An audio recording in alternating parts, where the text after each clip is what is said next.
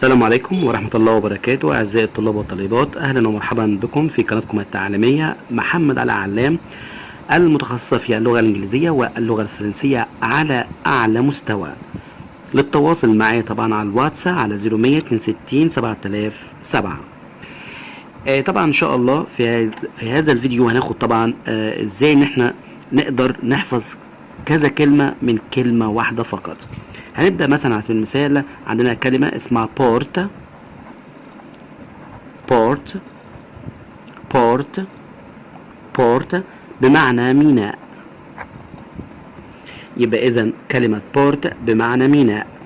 لو أضفت حرف الاس ونزلت بورت أصبحت سبورت. سبورت أصبحت سبورت يعني رياضة. يبقى إذن سبورت يعني رياضة.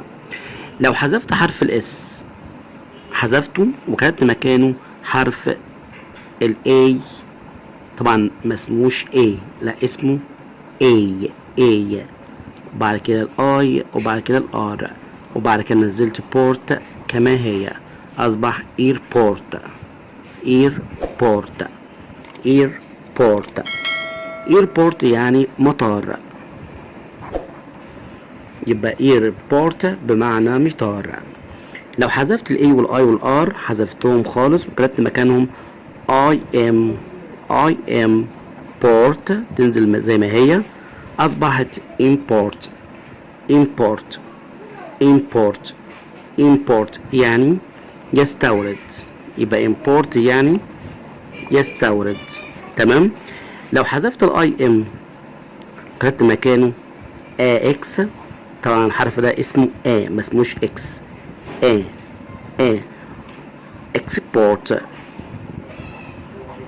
export يعني يصدر. يبقى احنا عندنا import يعني يستورد، وعكسها export يعني يصدر. طبعا بالنسبه لكلمه import and export اللي هو التصدير والاستيراد، يعني كلمه import ينفع نقول على الاستيراد، و export التصدير، يعني ينفع نستخدمها اسم وينفع نستخدمها verb. طيب بالنسبة احنا كده قدرنا نحفظ كام كلمة؟ 4 1 2 3 4 من أصل كلمة واحدة اللي هي كلمة بورت. بورت يعني ميناء. لو أضفت حرف الاس أصبح سبورت يعني رياضة، بينما لو حذفت حرف الاس كان مكانه الاي او اي ار أصبح ايربورت مطار. بينما لو حذفت الاي والار وكانت مكانه اي ام أصبح امبورت يعني يستورد. لو حذفت الاي ام وكانت مكانه اكس أصبح اكسبورت يعني يصدر. طبعا هنا شطار لو نلاحظ احنا حفظنا كام كلمة من كلمة واحدة فقط. طيب نشوف سؤال آخر، كلمة أخرى.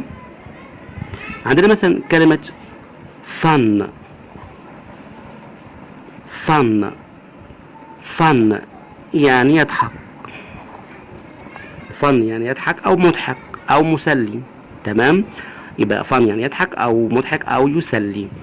لو حذفت حرف الاف كانت مكانه حرف الجي أصبح جن.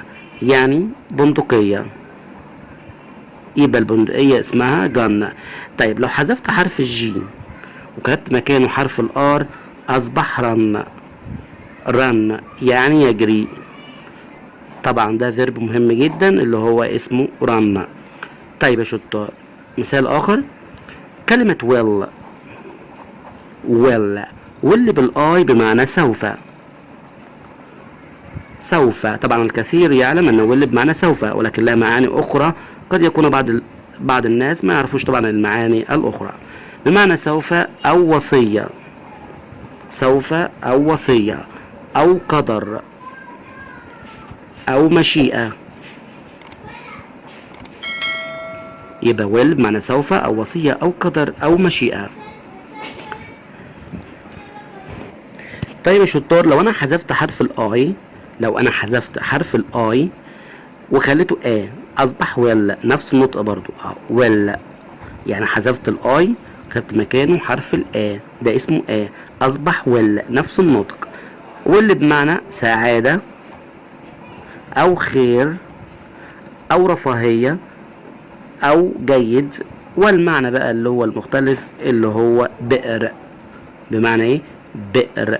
بئر يبقى will بالآ بمعنى بئر أو سعادة أو خير أو جيد أو رفاهية، بينما will بالآي بمعنى سوف أو وصية أو قدر أو مشيئة. طبعا القدر يا شطار هو المشيئة، يعني إذا بالنسبة لي will بالآي بمعنى وصية أو قدر أو مشيئة أو بمعنى سوف، واللي بالآ بمعنى سعادة أو خير أو جيد أو بئر. شوف مثال آخر، عندنا hill وهيل وهيل. هيل بالاي بمعنى، عندنا طبعا شطار هيل بالاي بمعنى تل، بينما لو حذفت حرف الاي كانت مكانه حرف الا برضو اصبح هيل بمعنى جحيم. يبقى اذا هيل بالاي بمعنى تل، لو حذفت الاي وكانت مكانه حرف الا اصبح جحيم. نفس النطق هيل هيل هيل هيل. كلمة أخرى and بمعنى و and بمعنى و. طيب لو حذفت حرف ال H أصبح hand يعني يد hand. طيب لو حذفت حرف ال H كانت مكانه حرف ال S أصبح sand يعني رمل sand. طيب لو حذفت حرف الاس كانت مكانه حرف البي اصبح باند يعني فرقة موسيقية ليا طبعا اسمها باند ميوزك باند، فرقة موسيقية. طيب لو حذفت حرف البي كانت مكانه حرف الا اكس اصبح اكس بي، حذفت حرف الا اكس بي وبعد كده نزلت اند اصبح expand يعني يتوسع. طبعا يتوسع يعني واحد يعني مثلا يعني عمل مشروع فبيبدا ان هو يعمل expand اللي هو بيعمل يتوسع للمشروع اللي هو طبعا بدأ فيه. طبعا نلاحظ احنا يعني خدنا كذا كلمة، حفظنا كذا كلمة من كلمة واحدة فقط لا غير.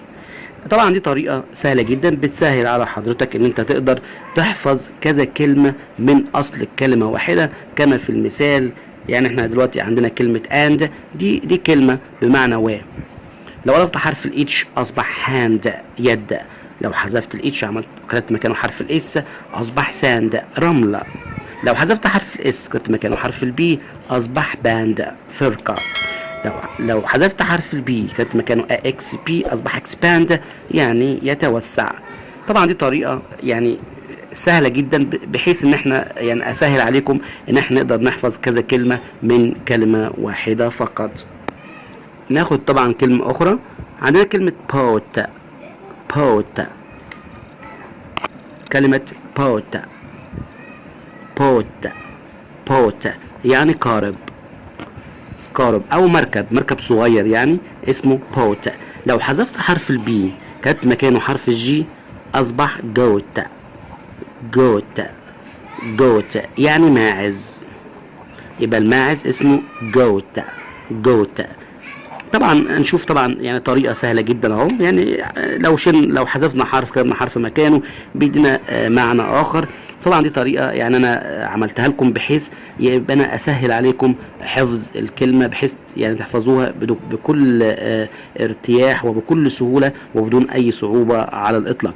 طبعا لو الطريقه طبعا دي بتاعتي عجبتكم اكتبوا طبعا في الكومنتس في التعليقات يعني ما مدى رضاكم على هذه الطريقه، وان شاء الله باذن الله معايا سوف توصلوا الى درجه البروفيشنال الاحتراف في اللغه الانجليزيه وفي اللغه الفرنسيه ان شاء الله بامر الله تعالى. اترككم في رعايه الله وامنه.